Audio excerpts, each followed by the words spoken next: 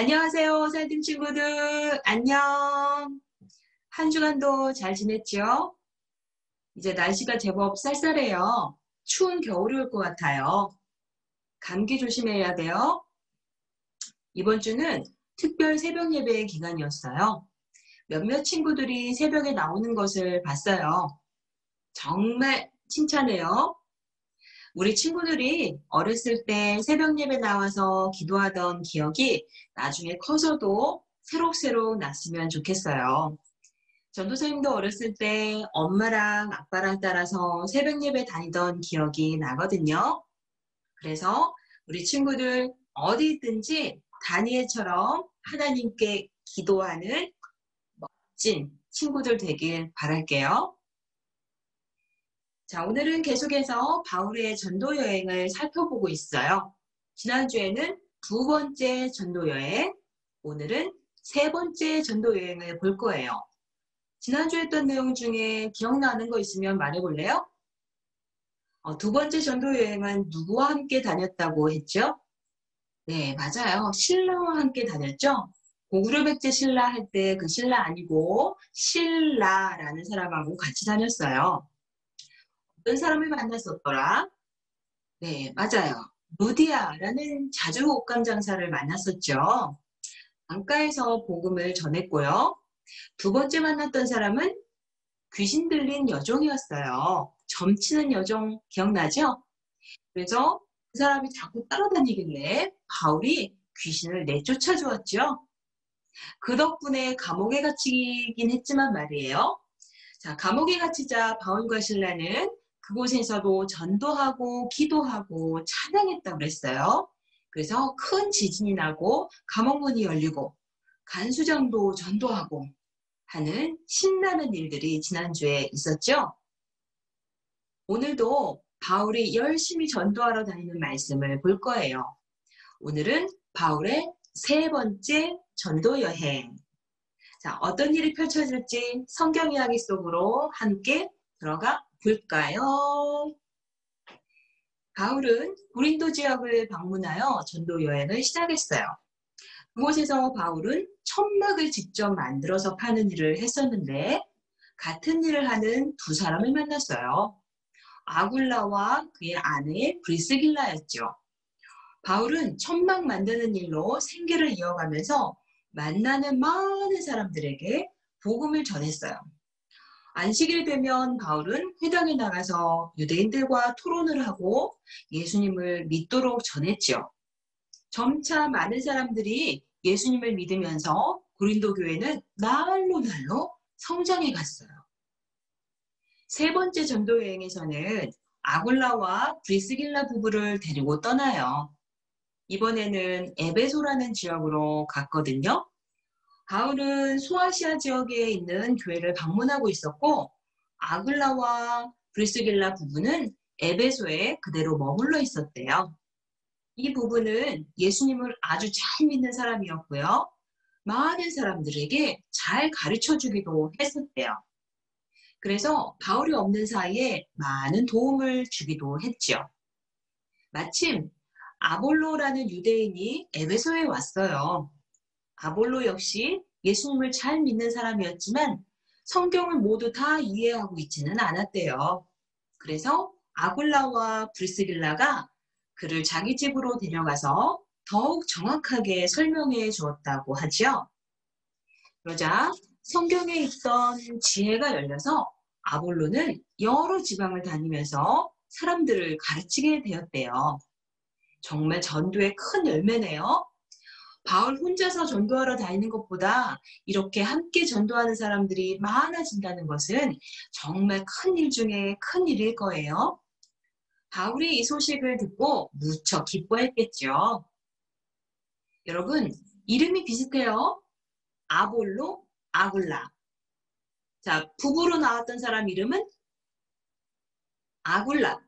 전도 받았던 사람 이름은 아볼로. 자, 퀴즈 내야지. 기억해야 돼요. 아시아 여러 지역을 방문한 바울은 다시 에베소로 향했어요. 하지만 에베소에 들르지는 않고 에베소 교회 지도자들에게 근처 도시인 밀레도에서 만나자고 했어요. 왜냐하면 바울 혼자 있을 때 성령님께서 가르쳐 주신 것이 있었거든요. 바울이 이제 예루살렘으로 가야 하는데 그곳에서는 감옥에 갇히고 아주 심한 고난을 겪게 될 거라고 하셨죠. 그래서 에베소 장로들에게 이제 자기가 떠나면 얼굴을 볼 수 없을 거예요 라는 말을 한 후에 에베소 교회를 건강하게 잘 지켜내라고 당부하는 말을 하는 거예요.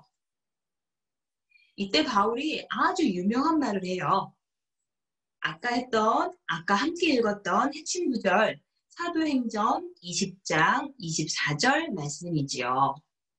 쉽게 말하면 이런 뜻이에요. 이제 나는 성령님의 인도하심에 따라 예루살렘으로 가려고 합니다.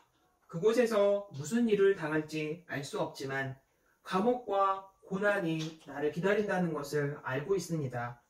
하지만 나는 내 목숨이 조금도 아깝지 않습니다.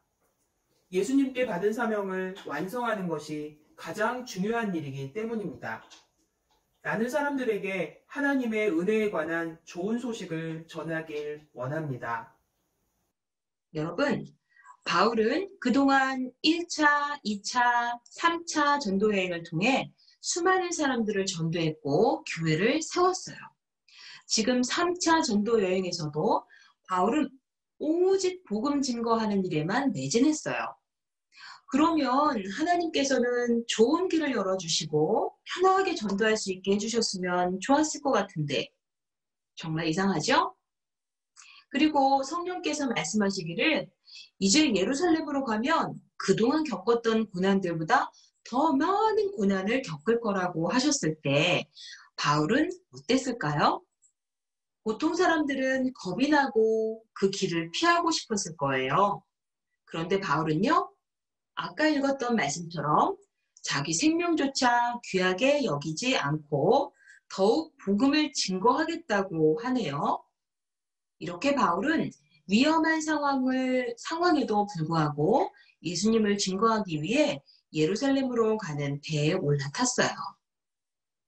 아마 에베소 교회로 직접 가지 않고 따로 장로들을 만나서 이야기한 것은 교인들과 헤어지기가 어려워서 그랬는지도 모르겠어요.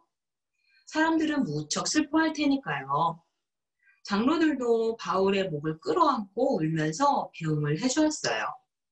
다른 사람은 다 슬퍼하는데 바울 혼자만 신나서 떠났던 것 같아요. 작별하자마자 바로 배를 타고 떠나지요. 조금도 망설이거나 뜸을 들이거나 생각하거나 하지 않았어요. 바울은 확신했거든요. 내가 복음을 위해 죽더라도 전하겠다 하고 말이에요. 성령님께서는 바울을 인도하셨고 또 전할 수 있는 용기도 주셨지요. 와, 성경 인물 중에 멋진 인물들이 많이 나오지만 예수님 다음으로 아주 멋진 사람이었던 것 같아요. 이렇게 바울을 향한 하나님의 계획은 지중해를 중심으로 계속 이어져 가요. 집에 세계지도 있으면 한번 찾아보는 것도 좋을 것 같네요. 하나님은 바울을 뭐라고 부르셨다고 했죠? 이방인의 빛이라고 하셨지요. 오늘도 이방인의 빛이 되어 자기 목숨도 아끼지 않았던 멋진 바울의 이야기를 들었어요. 우리 친구들도 성령님의 인도하심에 따라 끝까지 포기하지 않고 복음을 전하는 사람이 되면 좋겠어요. 함께 기도할까요? 사랑의 하나님 아버지, 우리에게 사랑과 은혜를 베풀어 주시는 하나님을 찬양합니다. 끊임없이 베풀어 주시는 사랑을 다른 사람에게도 전할 수 있는 우리가 되게 도와주세요. 성령님의 인도하심 따라 끝까지 포기하지 않고 전하는 우리 어사일팀 친구들이 되길 간절히 바랍니다. 그래서 이방의 빛이 되어 하늘의 별과 같이 빛나는 아름다운 주님의 제자가 되길 간절히 바라며 예수님 이름으로 기도했습니다. 아멘. 주기도문 하시겠습니다. 하늘에 계신 우리 아버지여, 이름이 거룩히 여김을 받으시오며 나라가 임하시오며 뜻이 하늘에서 이룬 것 같이 땅에서도 이루어지이다.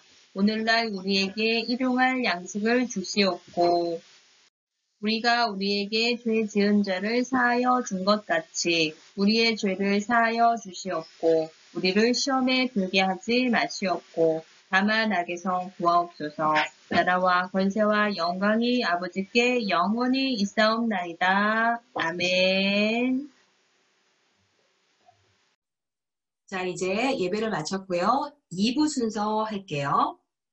내가 만약 바울이라면 고린도 교회 장로들에게 어떤 편지를 썼을까 하는 걸 생각해서 우리 편지 쓰기를 해도 좋을 것 같아요. 그리고 또 어떤 친구는 바울이 여러 지역을 돌아다니면서 전도를 했는데요. 우리 전도지 꾸며보는 거 하면 어떨까요? 자, 둘 중에 편지 쓰기나 전도지나 둘 중에 하나 자기가 선택해서 한번 해보도록 해요.